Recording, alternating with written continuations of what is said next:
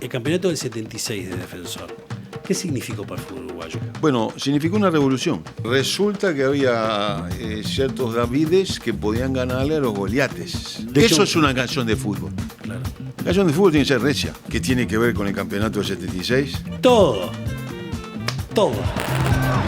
Magnolio Podcast, El Espectador Deportes y Par de León presentan Vayas a donde vayas con Pipe Stein. 10 historias de amor. Presentan DISA, estación oficial de la Celeste. Otonelo, una vida en tu mesa. Divino, patrocinador oficial del Sueño Celeste. Y Prosegur, sentite seguro. Estamos presentes. En este episodio, Jaime Ross y Defensor Sporting. Estás en París, 1976, y tu viejo, René, te hace llegar el recorte que dice algo así como la historia quedó de rodillas, porque Defensor era por primera vez campeón uruguayo. ¿Es algo así? Exacto. O sea, estaba en París en aquellas épocas, estaba hacía 8 o 9 meses viviendo en Europa y eran épocas en donde la comunicación era muy complicada. Por ejemplo, había noticias internacionales de un golpe de Estado o un terremoto, pero era imposible saber cómo iba a Defensor en el campeonato uruguayo. En París no se hablaba de eso, la gente estaba en otros temas. Es que aunque quisiera saberlo, no había forma. Las cartas de los amigos, que llegaban siempre con 2 semanas de retraso. O sea, era complicado. Entonces, yo tenía noticias de que Defensor había arrancado bien la segunda rueda por la carta de un amigo. Vaya uno a saber de qué mes, yo qué sé, mayo, ponele. Hablamos de 1976. Y nunca más supe nada. En agosto me llegó un sobre de papel manila con un diario adentro. No era una carta, era un sobre con un diario especial. Remitente a mi padre. Defensor campeón, la historia quedó de rodillas. Creo que decía en algún lugar del diario. El diario era el País de los lunes. Algo así, mirá. Creo que en la segunda página decía la historia quedó de rodillas. Ahí está, Sí, ahí está. la historia quedó de rodillas. Ahí está. Este es el recorte que te manda tu viejo. Defensor campeón. Bueno, esto me lo aprendí de memoria, ¿no? O sea, pero además, el tema era que no tenía uruguayos con quien hablarlo. ¿Entendés? Salir campeón ¿Y qué haces? y no ser, y quedarte. Entonces, ahí nació Cometa de la Farola. Creo, pues ya ni me acuerdo, pero creo que por una forma espontánea de manifestar la alegría, una alegría interior. Es más, no veía uruguayos en aquel momento. Estaba tocando con un ballet folclórico argentino. Vivía de eso, era agosto, estábamos viajando mucho a la Costa Azul, íbamos y volvíamos a París. Yo había empezado a grabar mi primer álbum, las primeras canciones, y en medio de eso empezó a gestarse, ese es el término correcto, la canción Cometa de la Farola. Porque me imagino que toda esta pregunta que me estás haciendo tiene que ver con Cometa de la Farola. Y con tu viejo también. Ah, sí. Porque pasa esto, tu viejo no era hincha de Defensor. Era hincha Nacional. ¿Él va al partido? Fue al partido en mi nombre, en mi representación. Cuando decimos el partido estamos hablando del 25 de julio del 76, Defensor Rentistas. Segundo gol de Cubilla. El primer equipo que no es Peñarol y Nacional que sale campeón uruguayo en la historia. Por eso la historia quedó de rodillas. Para una audiencia joven, no es algo obvio todo esto, ¿no? En la historia del fútbol profesional uruguayo solamente habían salido campeones Nacional y Peñarol.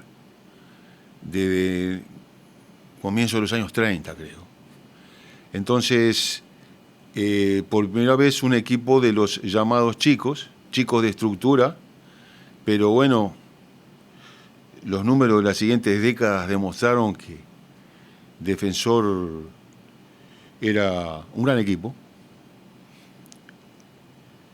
Más allá de que estamos hablando con total parcialidad. Pipe, somos los dos tuertos, ¿no? Claro, O sea, bueno. Pues, esto se trata, son historias de amor. Son historias de amor. Son historias de amor. Vos estás contando tu historia de amor. El hecho de que mi padre fuera en mi lugar fue muy importante para mí. Y que él se emocionara, que él me hablara de la vuelta. Él estuvo ahí. Y después hay un detalle que es particularmente triste para mí, y es que mi padre falleció un mes después. Entonces, es uno de los recuerdos más entrañables que guardo de él. Fíjate vos. Tremendo. Ese sobre con el diario del País de los lunes. Y aparte, venía con una carta en donde me contaba, bueno, todo lo que él había vivido. Si vos le tenés que explicar a alguien de otro país, ¿tá? Que le gusta el fútbol, Sí. pero que no sabe de fútbol uruguayo, el campeonato del 76 de Defensor, ¿qué significó para el fútbol uruguayo? ¿Qué fue? Bueno, significó una revolución, un quiebre. Algo pasó. O sea, resulta que había ciertos Davides que podían ganarle a los Goliates. Mágico. En el caso de Defensor, como fuimos nosotros, y nosotros la pintamos con todos los colores. Ahora, es una magia total. Ahora, la magia no. La imagen de la cometa. Sí. Porque esta es una canción de fútbol que entiende que es de fútbol quien lo sabe. Yo conozco gente, argentinos, etcétera, que en realidad los argentinos te entienden todo y más, ¿no? En general, pero que decís Cometa de la Farola y le dije, mira, esto es por Defensor. Y no es una canción futbolística de forma literal. No lo es. ¿Vos buscaste que no sea literal o resulta que como vos no sos nunca literal tampoco lo fuiste esta vez? No busqué nada. Busqué darle rienda suelta a mi alegría a través de una canción que yo considerara que expresaba ese sentimiento. No es una canción futbolera. Es una canción que tiene vuelo. Es una canción de alegría, es una canción de un niño que remonta su cometa y que siente aquello de que puede llegar a las nubes, puede llegar al sol, si sabe manejar bien la piola. Ahora, ¿qué tiene que ver con el campeonato del 76? Todo. Desde el punto de vista simbólico, sí. Claro. Sin embargo, no es una canción futbolera. Lo que se llama mirá, te voy a poner el ejemplo de otra canción deliberadamente futbolera cuya música escribí, porque estamos hablando de música ahora. Después te voy a explicar o contar lo que es Cometa de la Farola musicalmente hablando. Dale. Ahora, cuando hice la música de Cuando jugó Uruguay, ¿vos viste cómo arranca? Cacán, cacán. Perfecto. Baja la plancha de entrada. Lo primero que hace es te baja la plancha. Eso es una canción de fútbol. Claro. La canción de fútbol tiene que ser recia. Porque, ¿qué estamos? ¿De qué estamos hablando? ¿De qué estamos? Ahora, resulta que Cometa de la Farola, en el momento en que, bueno, tal cual hablamos, me enteré que habíamos salido campeones, vos fíjate en lo que pensé. Yo hacía un año que estaba en Europa y solo un año antes, o 2 años antes, iba con el sobrinito de mi primera novia a remontar cometas a un baldío cerca de su casa. Ese niño, que se llama Andrés Rojas, quizás nos escuche, era hincha Defensor. Entonces era mi favorito porque era una familia con muchos hijos, ninguno era hincha Defensor. Él sí porque el padre era hincha, no sé cómo, nene de 9, 10 años. Y yo lo acompañé a remontar cometas, pero eran cometas así nomás. Niños que hacen sentir que hay esperanza. ¿Perdón? Niños que te hacen sentir que hay una esperanza. Sí. Exactamente. Bueno, entonces, fíjate, empecé a pensar, te das cuenta, salimos campeones, y el nene es hincha defensor, ¿y por qué? Y la cometa debería ser violeta, pero no hay cometas violetas. Porque, para empezar, en aquella época, las cometas las hacían los propios niños. De ahí viene la letra que ahora te voy a ampliar. Hago un alto aquí. Hice primero la música. Como siempre, en el 90% de mis canciones, la música va primero. Y la música es la que llama la letra. Entonces, era una música juguetona, alegre, que iba para acá, iba para allá, va cambiando de tono. El hecho es que la melodía en cierto momento hace ta ta ta ta ta ta ta ta ta ta ta ta ta ta ta, ay que tira, ay Tira. la música tira. Ta ta ta ta ta ta ta ta ta te tira. Ay que tira, y trepa y con la cometa y ahí larga. Ay que tira, y sube, escucha, y hacia las nubes me voy, y queda en la nube. La música, no la letra. Ahora, y la letra se fue adhiriendo, las palabras. Dale que sopla torcido. No se te vaya a caer, la música dice no se te vaya a caer. Tengo la piel de gallina. ¿Entendés? Así es. ¿Cómo vas a hacer esto? Vos disculpame. Teorizo un poco. La música tiene que hablar. Porque si yo te digo, dale que sopla torcido, no se te vaya a caer, la música tiene que hablar. Y después, la letra tiene que ser coherente con lo que habla la música. Y si uno tiene suerte, encuentra las buenas imágenes, las imágenes correctas, las imágenes poéticas. Que ahí sí, cuando son coherentes con la música, ahí sí, ahí pegan. Te pegan en el corazón. Ahora sucede de que es una canción que los hinchas de Defensor la sentimos propia, pero la siente propia todo el público, independientemente, porque la pone en otro lugar. La canción cada uno la puede poner donde quiere y sigue siendo nuestra. Es totalmente nuestra, aparte, es Niña del Parque Rodó. Claro. Y es La Murga del Tren Fantasma. Ya. O sea, hay una serie... vos sos consciente que no se dice Defensor en toda la canción. Sujeto omitido. ¿Qué necesidad? Claro. Es así. Entonces, sí, claro.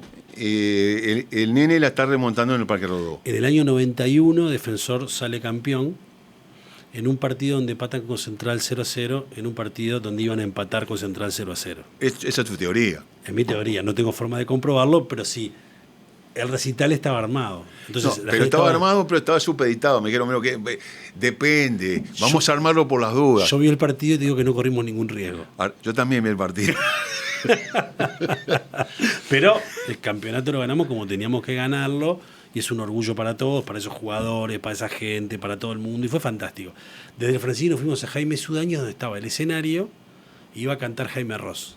Lo habíamos armado de tarde, por la duda, por si salíamos campeones, con un empate alcanzaba, y efectivamente hicimos la prueba de sonido rápidamente.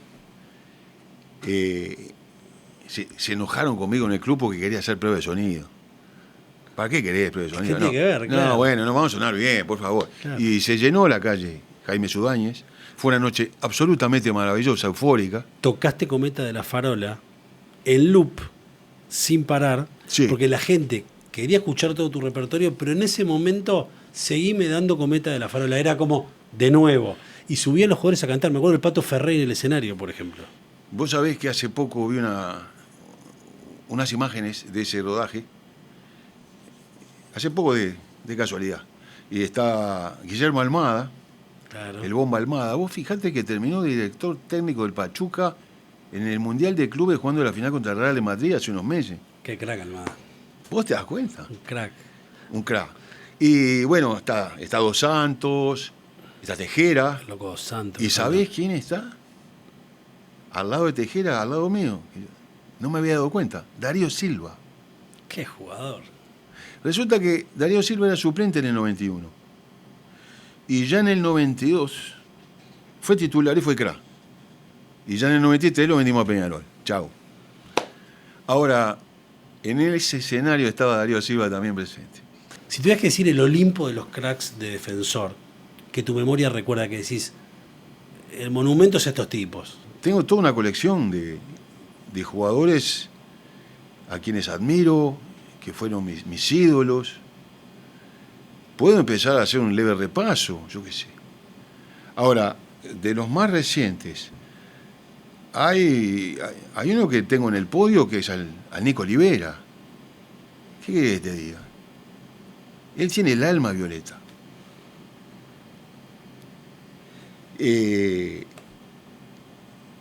Para mí un gran crack, o sea, alguien que admiré tanto y que además es amigo mío, por otro lado, que Sergio Martínez. ¡Qué jugador! Impresionante. Después, a Tejera lo tuvimos poco en el club. Pero, sin embargo, yo voy a jugar al Chivo Pavoni en Defensor. Que luego fue, para los más jóvenes, fue campeón de la Libertadores, campeón de Intercontinental con Independiente. Un emblema Independiente. Un emblema Independiente. Claro. Ahora, Jugador del Mundial 74. vi jugar al Pepe Sacía en Defensor. En su retorno. En el año 69. Y de eso te quiero preguntar, porque dice Pepe Sacía, amigo fiel, cara de murga, nariz de rey, alma de guapo, voz de gorrión, quiero cantarte mi vocación. Es el único jugador al que vos le cantás un tema, compuesto junto con Estrázula, hincha Defensor también, y es el único jugador al que vos le cantás. ¿Por qué tiene ese honor el Pepe Sacía? No sé. Porque lo quise mucho, porque era mi amigo, porque lo admiré siempre, y porque lo admiré afuera de la cancha también. El Pepe Sacía era alguien muy especial. Muy especial. Una persona muy noble, pero aparte un tipo con una gran bohemia, un gran relacionamiento con la gente de Carnaval, un jugador de fútbol legendario, un tipo anecdótico. Él era muy divertido. Pero por sobre todas las cosas era un tipo noble. Esa letra es de Enrique Estrázulas, íntimo amigo de él y además un gran amigo mío. Entonces fue un caso extraño de dos amigos que le escriben una canción a otro amigo.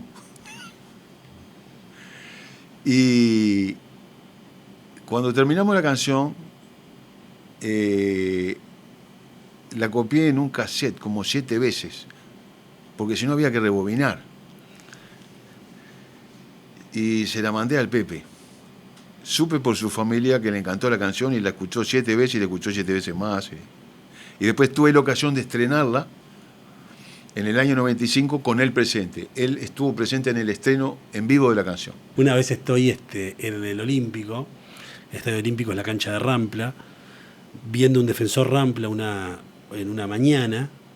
La cancha de Rampla es muy particular, para la gente que la conoce sabe que tiene una belleza muy especial, porque al no tener tribuna enfrente se ve la bahía de Montevideo, de hecho la pelota se va al agua, ¿no?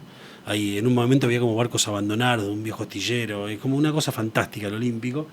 Y de repente Defensor sale a jugar el segundo tiempo, Arbiza, el arquero de Defensor, muy querido por la gente de Defensor, sale primero, y estaban pasando canción, había terminado la tanda publicitaria en la cancha, en el entretiempo, una tanda muy barrial del Cerro, y de repente se pone una canción, y cuando sale Arbiza, se escucha: te largan a la cancha sin preguntarte si querés entrar, como si fuera poco, de golero. Toda una vida tapando agujeros, ya sabemos, y él camina, y yo lo estoy viendo mientras está la música y digo, ay, ay, ay, cómo no tener una cámara cuando pasa eso. ¿El fútbol es una metáfora de la vida? Si uno metaforiza la vida, puede perfectamente utilizar el fútbol como una de las diferentes formas literarias como para metaforizar. O sea, te di vuelta tu pregunta y la convertí en lo mismo. El fútbol no es la única metáfora de la vida. Sin embargo, el fútbol calza perfectamente como para metaforizar la vida. En la pandemia explicaron que estábamos jugando a la altura de La Paz. La gente entendió perfecto. ¿No? Es así. Uno no se da cuenta cómo, desde siempre, muy particularmente en el Río de la Plata, uno habla de sus problemas afectivos, profesionales, laborales, económicos. Uno habla de sus ilusiones, de sus fracasos, con terminología futbolera. Fue algo que percibí desde muy joven y que comencé a utilizar como parte de, digamos, de mi estilo letrístico en el momento de pretender ser coloquial. Precisamente esa constante metáfora futbolera a la cual te referís, pero no para hablar de fútbol, sino para hablar de cualquier cosa. En tus canciones está, por ejemplo, está Defensor en la Cometa de la Farola, está El Fénix que no baja, está Basáñez, la hinchada de Basáñez, esa que los periodistas titulan Parcialidad, no está en Peñarol y Nacional. La pregunta es, ¿hay en los cuadros chicos otra poesía? ¿O soy yo que la quiero ver? Y es una buena pregunta. O sea, ¿hay en los cuadros grandes poesía? En los cuadros grandes, Tienen su como épica, cuadros, en todo caso, hay más gloria. sin dudas. Y hay quizás hazañas de mayor envergadura. Porque, bueno, ganar una Copa del Mundo no es para cualquiera. Y más cuando se viene de un país chico como nosotros. ¿A vos te emocionó ver a Peñarol campeón del mundo o a Nacional campeón del mundo? Siempre. Siempre tuve, por suerte, esa libertad mental, ¿no? De que cuando equipos, no me refiero a la selección nacional, me refiero a equipos, juegan títulos importantes en donde el mundo se fija más en el país al cual pertenece el club que al club en sí mismo. Festejé todos los campeonatos mundiales de los equipos grandes, siempre. Y hablando de campeonatos, vos tocaste, ¿cuántos Sodres en el Teatro Sodre, el Teatro Nacional de Uruguay, ¿no? ¿Cuántos Sodres hiciste vos el año pasado, en total? En este último ciclo, Sí, en el último ciclo. 10. 10 Sodres. 10 en 11 días. 10 en 11 O días. sea, hubo un día de descanso, gracias a Dios. Sí, sí. Hicimos 4, un día de descanso y después hicimos 6 seguidos. Pero bueno, fue todo un tour de force, fue muy, muy complicado desde el punto de vista de la mentalización para poder mantener la emoción, no para poder hacer el espectáculo, no, para poder mantener el voltaje emotivo desde el primer hasta el último concierto. Me decía un amigo hace poco que lo difícil no es hacer el primer gol, sino mantener el resultado. Sí, Es complejo. A mí me toca ir al Sodre. Cuando uno tiene la entrada no sabe qué va a pasar esa noche, porque las entradas uno las tiene con mucha anticipación. Y es la noche que Defensor juega la final de la Copa Uruguay. Una copa que fue creada para Defensor porque hasta ahora es el único campeón, de una copa que a alguna gente no le da importancia, pero para nosotros no deja de ser una cosa fantástica salir campeones de esta cosa. Cuando salgo me entero que Defensor sale campeón y la verdad que me pongo tan feliz que total. Y me voy al Tacende a comer una musarela del Tacho, que es el Tacende, un lugar donde vos también tenés historia, porque es el Grito del Canilla, por ejemplo. sí, al final del Grito del Canilla nos encontramos con el Canario Luna en una de esas mesas que dan afuera, una de las de la ventana. Y ahí recibo un WhatsApp tuyo, me mandás un WhatsApp donde me contás cómo se vivió los penales donde Defensor gana y lo que pasa en simultáneo con el recital. ¿Podés contar un poco qué pasó esa noche? Eso te lo mandé desde el hotel. Desde el hotel. Sí, Vos estabas en el hotel. ya había llegado al hotel. Perfecto.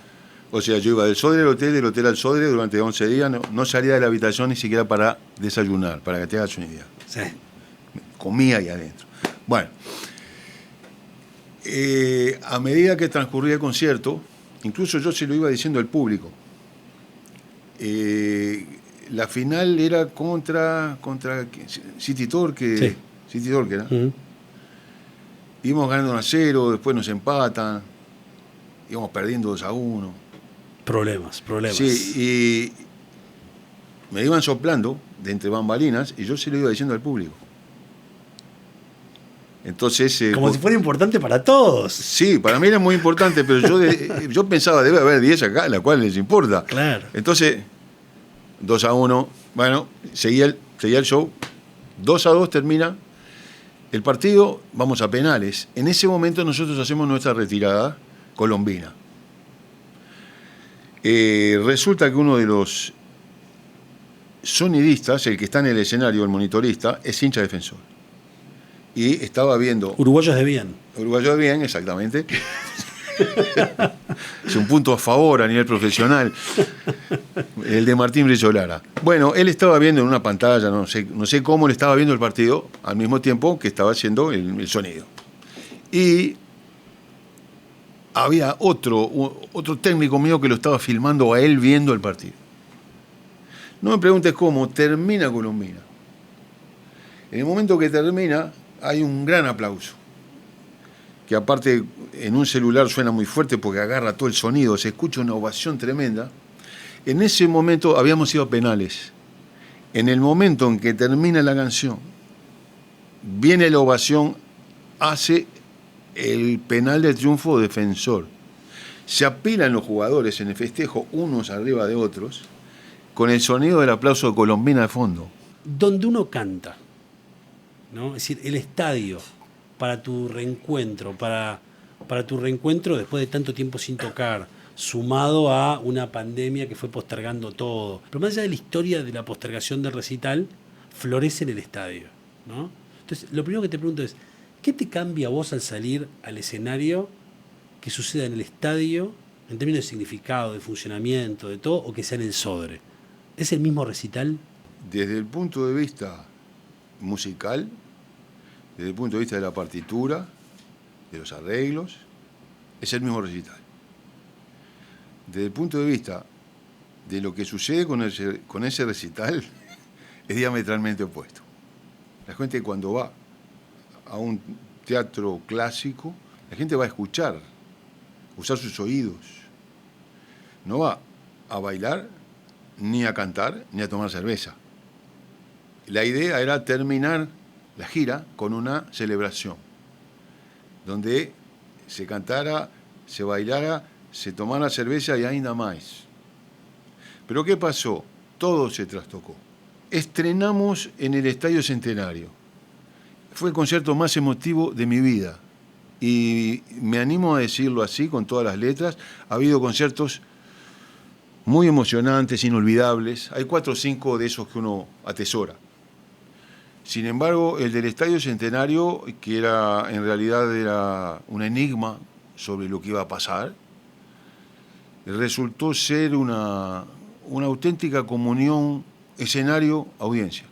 Qué brutal. Vos sabés que el estadio aparece en canciones tuyas, aparece en tu vida. Bueno, además eso, es que el estadio coincidió. En ningún país del mundo es asomando por el túnel. Porque en el estadio hay túnel, no hay túnel en todas partes, ¿no? Y yo recuerdo el clip de cuando jugó Uruguay del año 92. Te voy a contar una anécdota. Fui extra en el Bar Saeta. ¿Ah, sí? Sí, fui extra. No salgo. No saliste. Pero imagínate, fui extra en el Bar Saeta Después te voy a en el año 92. Te voy a contar lo del Bar Saeta, cómo se hizo. Ahora, el hecho que vos filmás en el estadio con Obdulio Varela. Y estás vos con Obdulio, ¿no? De hecho, hay un graffiti en el Parque Rodó, en una pared, donde estás vos con la guitarra y Obdulio Varela, en una pared. Eso a mí me emociona mucho verlo. Es una foto. Sí. Es una foto que no sé qué hicieron con la foto, la plotearon, no sé cómo se llama. Claro. Sé que está estampada en la pared de Bar Marbella. Entonces lo que yo te quiero preguntar acá, podríamos hablar horas de cuando juega Uruguay, porque cuando juega Uruguay en cada frase hay para hablar y para hablar y para hablar, pero quiero preguntarte sobre Durio Varela. Ajá. ¿Vos lo conociste, Durio Varela? Sí, sí. ¿Cómo era Durio Varela? Mirá, ya lo he dicho, lo reitero, un caballero.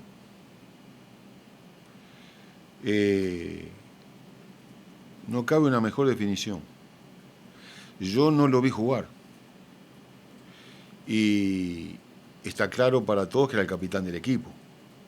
Un tipo de una gran personalidad. Pero yo que lo conocí más adelante, a comienzos de los años 90, de la forma que me recibió en su casa, él y su señora doña Cata, a quien él adoraba, él vivía para ella. Ella era muy importante en su vida.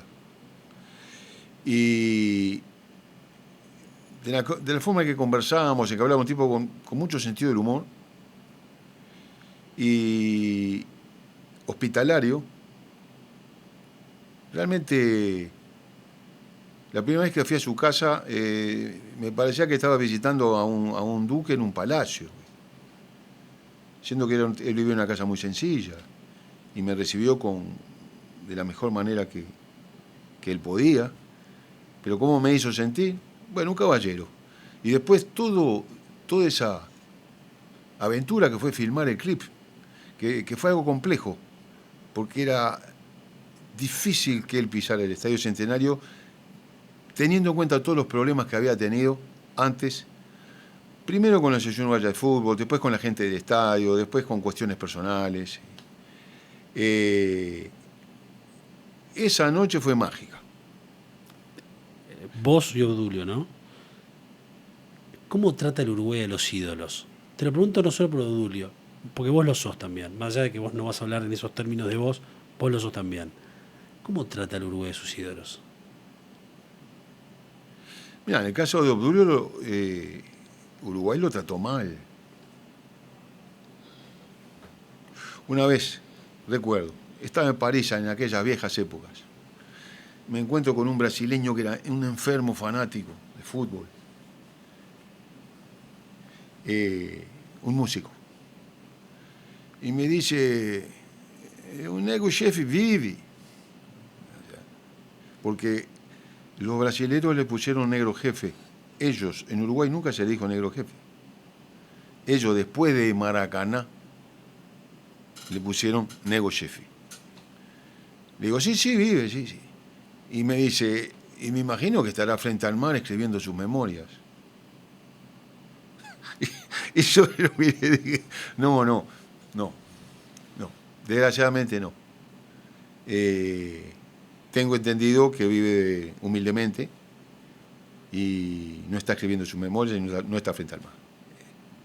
Entonces, bueno, acá uno se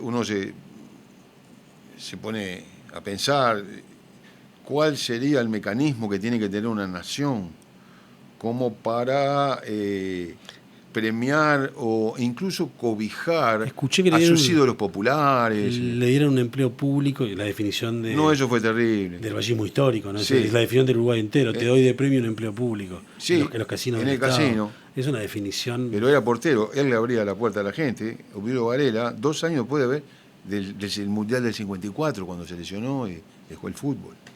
¿Y cómo te trata el Uruguay a vos? Que el Uruguay te admira, el Uruguay te adora. ¿Cómo te trata a vos? ¿Cómo te sentís vos tratado por el Uruguay? Mirá, depende del día. Lunes, miércoles y viernes.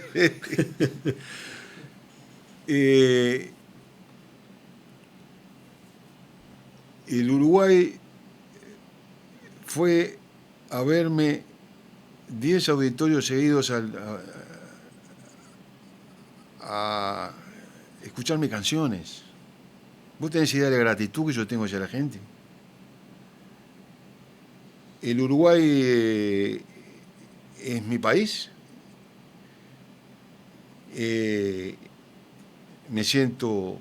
siempre me he sentido feliz. Yo no sé si he sido orgulloso, yo me siento feliz de ser uruguayo.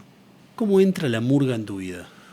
Entró sola desde niño, desde muy, muy niño, desde mi temprana infancia, puesto que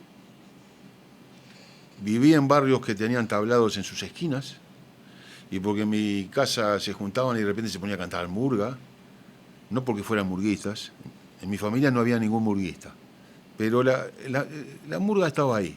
¿Y a dónde sentís que llevaste vos la murga? Si bien hay candombe, hay rock, hay tango, hay tantas cosas, ¿no? En tu blend, ¿no? Hay muchos géneros. Pero ¿a dónde crees que llevaste vos la murga? Porque hay quien piensa, por ejemplo yo, que la murga contigo tiene un antes y un después en la cultura popular. Mira, siendo, a ver, seré breve, dijo uno, y habló 9 horas seguidas. Así, antes de hablar quiero decir unas palabras, claro. La llevé al formato canción popular. No solamente yo.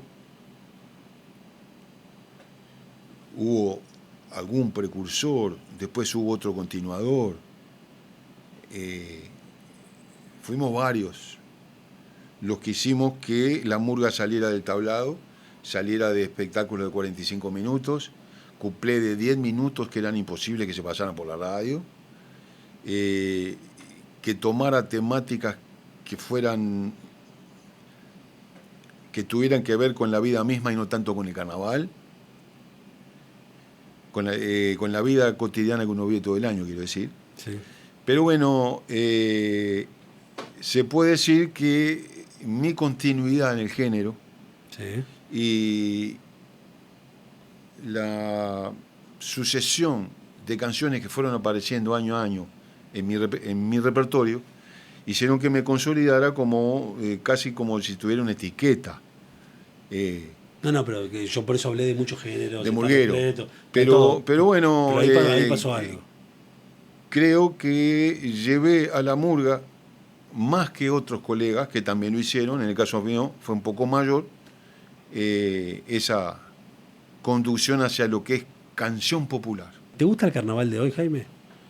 El carnaval con todo lo que implica, ¿no? Es una pregunta muy delicada.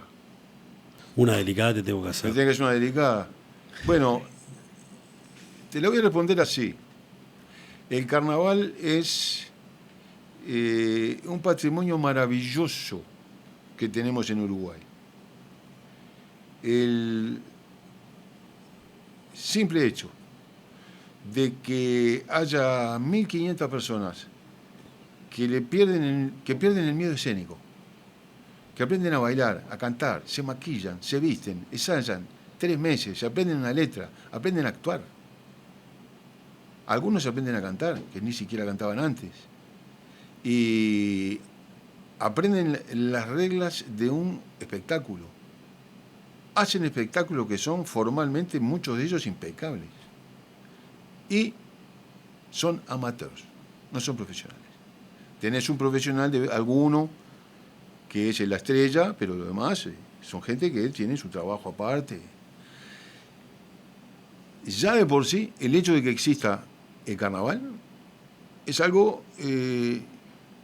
maravilloso para nuestra comunidad.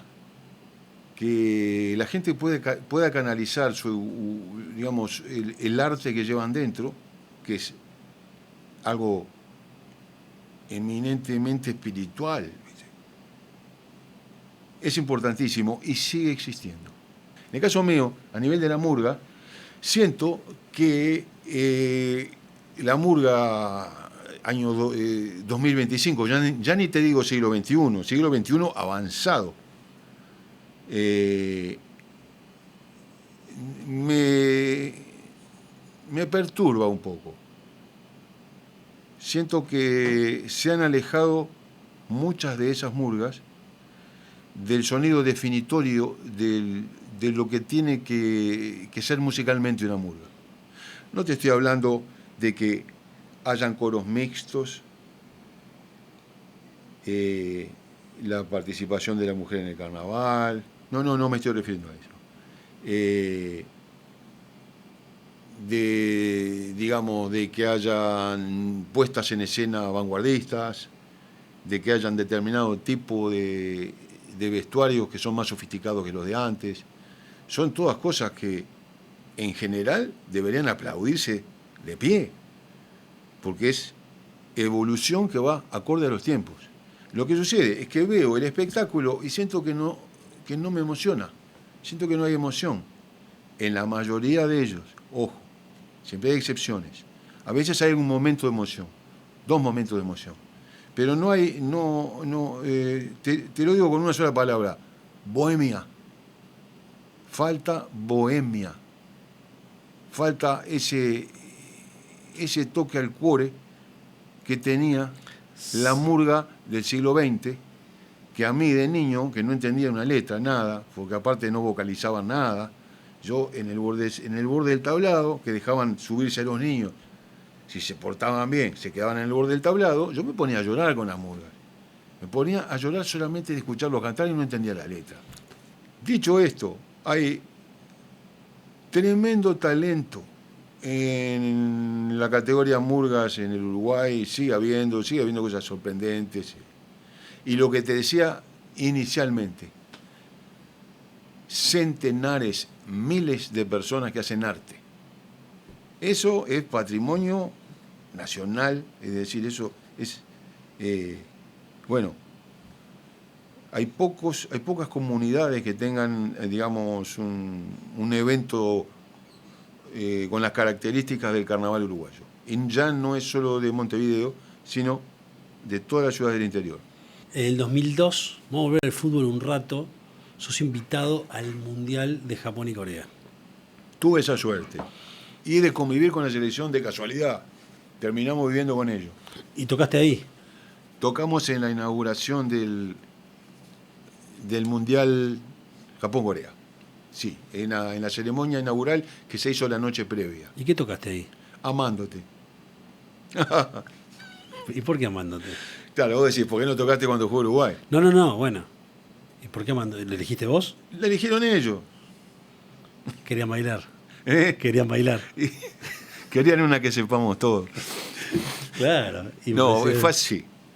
El criterio era que fuera una canción que no tuviera nada que ver con ninguna de las selecciones presentes.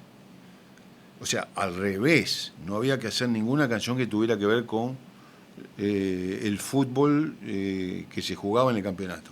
Entonces, tenían que ser canciones de amor o canciones, por ejemplo, cuya letra tuviera que ver con una causa noble, canciones en contra del racismo, por ejemplo.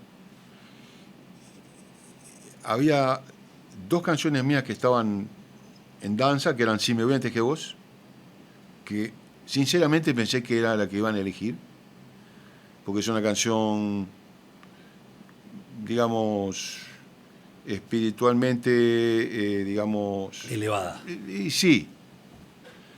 Y Amándote, que es una canción de amor muy, muy, muy sencilla, con un estribillo cortito, esencial, porque lo que dice es pura esencia, ¿sí? Son 3 frases y listo, y eligieron Amándote. Y resulta que nos aplaudieron, fue buenísimo, les encantó a todos. ¿Vos contás en quién pensabas cuando hacías la canción? ¿Vos sos de contar esas cosas o es algo tuyo? Eso me lo preguntó Mirta Legrand 4 veces. ¿Y cómo le fue? Y nunca se lo respondí, porque...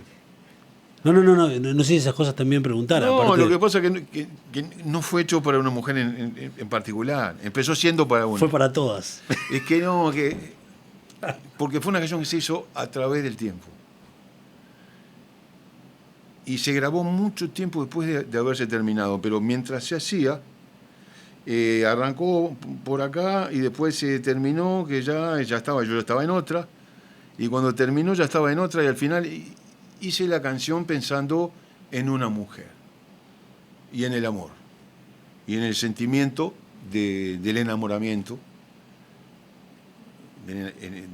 Bueno, cuando uno se enamora perdidamente, al punto que uno habla de morir. Claro. Sí. No. Claro. Morir amándote. Pero bueno, lo que te quiero decir, perdón, discúlpame. Sí. La primera vez que fui al programa de Militar Legrand, se puso el dedito así y me dijo, ¿a quién le dedicaste la canción? Entonces le dije, esto le conté, empezó siendo por una persona, pero al final no es dedicado para ninguna mujer en particular. Es dedicado, le complicaste la mesa. Es para la mujer en términos genéricos. Y me dijo, no sé si te creo. Bueno, la segunda vez me lo preguntó de vuelta. Le dije lo mismo. A la tercera vez que me lo preguntó, porque fui a cada 2 años o 3 años. ¿Se come en la mesa de Mirta? Sí, yo como por lo menos. En la tanda. Es feo andar comiendo en cámara. Por eso, es muy incómodo. No, en la tanda hay que aprovechar y darle. Perfecto. Sí. Entonces, a cada tanto yo tenía distintos shows o presentaciones de discos y en las compañías me sugerían que fuera, ella lo aceptaba. Aparte, ella siempre me tuvo mucha estima. Notaba que me recibía calurosamente. Y la tercera vez le dije, pero Mirta, mirá que vos ya me lo preguntaste esto, ¿eh? Y me dijo, no importa, la audiencia se renueva, eso que ella dice, ¿no? Y la cuarta vez me lo preguntó de vuelta, ¿no? Y ya no le dije nada, le dije, bueno, si ya te lo conté, pero igual te lo cuento. Pero muy loco, 4 veces. Así que Amándote fue el Mundial de Japón y Corea, un mundial bien diferente al de Sudáfrica, para todo el Uruguay y para vos en particular, por muchos motivos, donde había muchos jugadores de Defensor. Recuerdo una vez que estabas en el escenario cantando Cometa de la Farola y enumeraste todo el plantel en un momento que se genera, que hay música y no hay letra, y vos lo decís todo de largo. ¿Yo hice eso? Vos lo hiciste eso. Yo estaba. Lo nombraste todos. De hecho, hasta nombraste a Godín, que Godín en realidad pasó, pero en realidad no deberíamos adjudicarnos a Godín porque sería injusto con la historia. Sí, pero de nuestras inferiores, ¿o no? Pero enseguida se va a pasar no valorado por Defensor. Igual es nuestro. Todo es nuestro. Qué lindo que ver a los jugadores del cuadro de uno triunfar, porque uno como que lo vio de chico, lo ven hacer y dice... Pero, escúchame, en la selección 2002... Recuerdo que estaba... Darío Silva. Estaba Abreu, Sorondo, el Gato Romero. Había más, ¿eh? No sé, pero había más. En 2010 una cantidad. En 2010 era la tercera parte. Bueno, solamente con Cáceres, el Mono Pereira, el Ruso Pérez, la línea media. Era... Vos en ese mundial hacés finalmente con tu hijo Yamandú la película 3 millones. ¿Qué significó ese mundial en el vínculo con tu hijo? En el vínculo propiamente dicho, que teníamos antes y que tuvimos después, no cambió nada. O sea, seguíamos siendo el mismo padre y el mismo hijo. Ahora, sí, ese mundial fue de esas experiencias inolvidables. Esto resulta obvio decirlo, y más para cualquiera que vio esa película que hicimos, lo que vivimos. Es una experiencia irrepetible de padre e hijo, que además, con todo el entorno, bueno, en un momento nosotros le decíamos Magical Mystery Tour, que es el título de un álbum de los Beatles, Gira Mágica y Misterioso, Viaje Mágico y Misterioso, porque era psicodélico, estábamos viendo cosas que jamás imaginamos que íbamos a vivir. Entonces, entre él y yo, eso quedó como uno de nuestros grandes momentos de la vida, juntos. Una vez fuimos a ver a Defensor del Francini y vos tenías puesto una campera negra y te la tocás así y me decís, esta la usé en el Uruguay gana en Sudáfrica. ¿Ah, sí? Sí, que hacía mucho frío, el 2 de julio ese. Muchísimo frío. Y en el partido contra Sudáfrica, contra la selección de Sudáfrica... El 3-0. El 3-0, ahí era bajo cero. Ahí yo ya no sabía qué ponerme, me puse varias camperas. Y encima me quedé afónico porque grité los goles y me quedé sin voz. ¿La emoción de Defensor y la emoción de la selección es parecida? Que te produce, ¿no? No sé. Acordate aquella vez No sé. contra el Atlético Nacional de Medellín, un partido que fuimos. Yo te paso a buscar por 2014. Reconquista y ahí conozco a tu pareja, Andrea, hoy Andrea, Andrea Barbeito. sí. Cuando me dijiste que venías con Andrea, con tu pareja, era un partido muy delicado. Y era un partido para no inventar nada. Y de repente yo te paso a buscar entradas, todo, vamos con tiempo, y vos estás con Andrea y con una caja de sándwiches de pan de miga para llevar al estadio. Y yo digo, ¿para qué la trae? Y una tarta Para- de manzana del oro Claro, del ring. claro, tipo, estamos yendo al estadio, ¿entendés? Dice, Jaime, claro, esta mujer no, viste, pensé para mí, no es el partido para esta mujer. Pensé para mí, dije, le erramos acá. ¿Tá? Vos venís con Andrea, hincha de Boca, futbolera, que entiende todo, que se portó genial. Finalmente los sándwiches fueron un éxito porque estábamos esperando y fue idea tuya. Y con Andrea esos- no tuvo nada que ver no con los tuvo nada sándwiches, que ver. ni con la tarta de manzana, no tuvo nada Y que ahí ver. nació mi amistad con Andrea y el recuerdo de una noche inolvidable donde Defensor pasó a la final de la Copa Libertadores. Mirá, Con gol de Nico Olivera, pase de Arrascaeta. exactamente, estábamos juntos y en un momento, al final, no aguanté más, me fui a colar al vestuario, terminé en la camilla central del vestuario, yo sin remera, revoleando mi remera porque fue el partido épico, mamacito, y te dije, no sé cómo volvés, te veo después. Arreglaste. Sí. Ahí pasamos a semifinal de la Libertadores. ¿Qué? Bueno, cabe acotar que íbamos a ir a ese partido. Yo te había sugerido un amigo en común, hincha Nacional. Yo no le iba a contar esto, pero me gusta que lo cuentes vos. No importa quién. Y vos dijiste de ninguna manera. Infiltrado no. Hablé con ese amigo que me dijo, me gustaría ir con ustedes, como un hecho antropológico. Digo, mira, vení conmigo a ver Defensor cualquiera, pero este partido lo esperé desde que nací. sí. No, es para verlo entre nosotros. Bueno, el hecho que vetaste al amigo y el hecho de que yo fuera con mi mujer, a quien no conocías, ella hacía muy poco que había venido a Buenos Aires, te hizo dudar también de que hubiera gente que no tenía que estar en esa noche sagrada violeta. Claro. Y bueno, resulta que ella no es hincha de Defensor, es hincha de Boca Juniors, pero merecería. merecería, sí. Yo creo que a esta altura un poco le gusta. Pero Andrea, capaz que se hace de Defensor, o es un poco de Defensor, pero la nieta Andrea, que es también tu nieta, que se llama India, tiene camiseta de Defensor. sí, Así que... alguien que conozco se la regaló. y eso es importante. Andrea es argentina y tu vínculo histórico con Buenos Aires y con Argentina, porque te pasan Rosario, porque te pasan Córdoba, porque te pasan Paraná, en Santa Fe, en todas partes.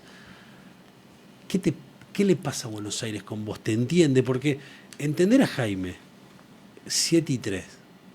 Es fácil. 7-3, Facilísimo. hay que entender, es difícil. Es Molina que no pisa más el bar. ¿Dónde está la gran muñeca? ¿Cómo entendés todo eso? Y Buenos Aires y el Luna Park y todo vibra como nosotros y te aplaude y lo entiende. Entienden cosas, ¿no? Entienden todo. Hay cosas que hay que explicarles. Acá también. Pero por supuesto. Pero cuando salió Brindis por Pierrot, poco o menos hubo que hacer una especie de guía. El diario El País sacó una página entera Explicando quién era quién. Yo volvía de viaje y año 86, 85, 86. Diciembre del 85. Diciembre del 85. Brindis por Pierrot, tengo el disco, nació para éxito, Brindis por Pierrot, ¿cómo definirla, no? Y el diario El País saca un artículo entero explicándonos de qué viene, porque imitando a Dogomar. Si bien yo sé por mi viejo quién es Dogomar, porque Dogomar es para mí está en el Gatilio François, Dogomar, es decir, los grandes deportistas de esos tiempos del Uruguay, pero en cada frase hay un pedazo de historia. Pero escúchame una cosa. ¿Vos te crees que la gente, en términos generales, cuando hablo de la gente, hablo de, por ejemplo, de toda nuestra audiencia en el día de hoy? Cuando se dice, no se acuerdan de la Bruta, con pianito en su lugar, ¿te crees que saben lo que es? Es terminología interna de consumo a bordo de carnaval. La Bruta se le decía a la murga Araca la Cana. Cantaban tan bien y tan fuerte que le decían la Bruta. O sea, ¿no se acuerdan de Araca la Cana? Pianito era el director histórico de Araca la Cana, fundador del sindicato de canillas, junto con el loco Pamento, expert padre. Entonces, no se acuerdan de Araca la Cana con su director Pianito en su lugar. Ahora, en Argentina no saben que es esto, en Uruguay tampoco lo sabían. Claro. Entonces, hay una serie de modismos que los argentinos no comprenden, así como a nosotros se nos pasan algunos de ellos, pero entienden todo el resto de las palabras. Y además el secreto para mí de descubrir, para mí hay algo hasta lúdico, propio de la literatura, ¿no? Que es de que hay lo que descubrir. Si fuera Windows es, vamos a pinchar acá, a ver qué hay. Sí, eso se dio desde el momento en que este estilo gustó y que los argentinos se arrimaron al estilo porque, ojo, hay mucho tango metido acá adentro también. Y hay muchas emociones en común. Es muy fácil emotivamente y sensiblemente para un argentino comprender estas canciones. ¿Y hasta cuándo vas a cantar vos? Si bien no hay fecha y vos acabas de terminar un esfuerzo enorme arriba del escenario y no está planificado nada en particular, pero ¿hasta cuándo canta Jaime? Mirá, una cosa es cantar, una cosa es el estudio de grabación, una cosa es cantar en tu casa, otra cosa es cantar arriba en un escenario, que es un espectáculo, digamos, es escénico. Estudio de grabación igual cine. Escenario igual teatro. En este momento tengo el alivio de no solamente de decirlo, sino de saber que llegué al Sodre con mi voz bien. Con mi voz ya de una persona de 70 años que no llega a determinadas notas, eso es natural, que se te baja el registro y que hay notas agudas a las cuales no se llega. Ese no es el problema. No cantás las canciones que tienen esas notas, suele buscar la vuelta. El asunto es que el sonido de tu voz se mantenga pleno y que en términos generales puedas hacer un buen partido a pesar de no hacer sprint de 200 metros de corrido. Creo que me explico. Siempre. O sea, canté con comodidad y sabiendo que, quizás porque no fumé nunca, quizás por una cuestión genética, mi voz estaba bien. Ahora, si algún día siento que mi voz se resquebraja, porque, ojo, la edad existe. ¿Qué vamos a hacerle? Existe. ¿Y cómo Jaime con más de 70? Y si yo me pongo a hablar así, me quedo Sí. así. ¿Y qué? ¿Vos tenés que yo voy a subirme a cantar así? Sí. De ninguna manera. De repente hago otras actividades artísticas, no voy a poder hacer, mejor dicho, no voy a poder parar nunca de hacer, entre comillas, arte. No sé, aunque sea haciendo un dibujito. Sí. Pero cantar arriba de un escenario, si la garganta no responde y la mente no responde, hay que estar muy, muy clarito para estar arriba del escenario. Reitero, arte escénica. Si no estoy, digamos, en un estado realmente bueno, no me subo más a un escenario. ¿Quién te dice? Quizás sí, quizás no. Esa es la respuesta. ¿Cuál es el irresistible encanto de ser hincha de Defensor? Somos hinchas de Defensor. ¿Cuál es el encanto? Y tiene onda ser hincha de Defensor. ¿Vos creés? Y sí. O sea, no es lo mismo. Yo no quiero decir otros nombres de otros clubes, pero nosotros tenemos onda. Tenemos, ¿no? Yo ¿Vos pensé, viste lo que es yo el pensé escudo? que lo pensaba solo yo. ¿Vos viste lo que es el escudo con esa farola? Es impresionante. Es el único escudo con un faro. Con un faro, aparte. Y el ¿Vos viste faro, lo que es ese diseño? Y el color violeta. Qué locura, ¿no? ¿Cuántos equipos hay con color violeta? Tenés la Fiorentina en Italia, alguno. Villadálmine. Villadalmine. Cosas, Sí. cosas así, Cosas cosas que raras, pasan, sí. cosas raras. No, el violeta es brutal. Mi cepillo de dientes es violeta. ¿Así? Sí, en la, ¿Has llegado a eso? en la farmacia me pregunta, ¿qué quieren? Fino, grueso, violeta, le digo, violeta, para que me funcione. Y hablando de violeta, te invité a que traigas una camiseta de defensor que fuera especial para vos. Que la tenés por ahí guardada, yo no la vi. La tengo ahí, encanutada. ¿Nos mostrás? ¿Te la muestro? Por favor, bueno, por favor. A ver, para la gente que nos esté escuchando y no la esté viendo, es una camiseta de manga larga. ¿Puedo adivinar el año? Sí, podés adivinar el año. Tiene un sponsor que es Lee. Sí, que no era ni deportivo. 1987. Exactamente. Adivinaste bien. A ver, el y número. te voy a mostrar el número. ¿Silva Cantera? Silva Cantera. No te puedo Sí, creer que te la esta camiseta de es Silva la Cantera. cabeza. No la pongas, te haces rico. ¿Vos Si vos pones esto Sí. a la venta, te haces rico. Bueno, pero no lo voy a poner a la venta. Porque me la regaló el propio Ever. Qué divino. Es la camiseta del campeonato del 87. Yo no sé si dio la vuelta con esta o dio con otra, porque tenía 2 o 3 nada más, porque cuando me dio esta me dijo, yo tipo, no sé qué me voy a poner en el próximo partido. Claro, había una sola. Perdón, atención, número anaranjado. A mí me gustaba el número anaranjado. Mucho. Y se veía más que el blanco. Sí. Se notaba mejor. Y bueno, está, a ver a la cámara. Está ahí.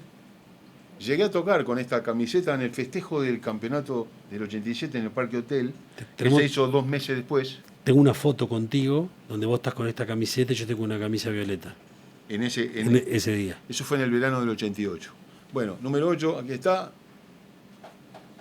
Silva Cantera. Qué fantástico. Bueno, podríamos seguir al infinito. Yo podría seguir al infinito. Y yo también. Lo que pasa es que vos sabés cómo es en el podcast, el tiempo es tirano. Como en todo. Como en todo. Y hay un regalo Bueno. para vos, porque vos dijiste que Defensor es violeta, que es un color hermoso. Pero ¿cuál es su Pantone, no? Entonces este cuadro con el Pantone del violeta. Esta es la exactitud. La exactitud de lo que corresponde.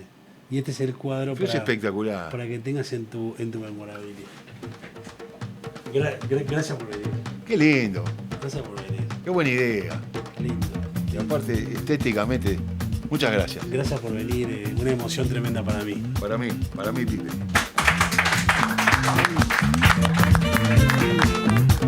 Vayas a donde vayas con Pipe Stein. 10 historias de amor. Presentan DISA, estación oficial de la Celeste. Otonelo, una vida en tu mesa. Divino, patrocinador oficial del Sueño Celeste. Y Prosegur, sentite seguro. Estamos presentes.